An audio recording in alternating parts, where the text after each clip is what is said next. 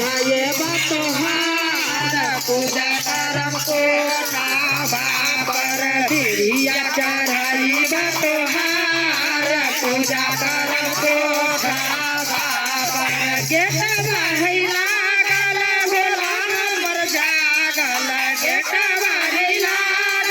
भोला हमर जागल बचल हई के गो उपाय पूजा करम कोठा बापर बचल हई के गो उपाय पूजा करम कोठा बापर में सारे बादाम के डाली सजायब में सारी बादाम के डाली सजायब भोगवा लगायब तोहार पूजा करम कोठा बापर भोगवा लगायब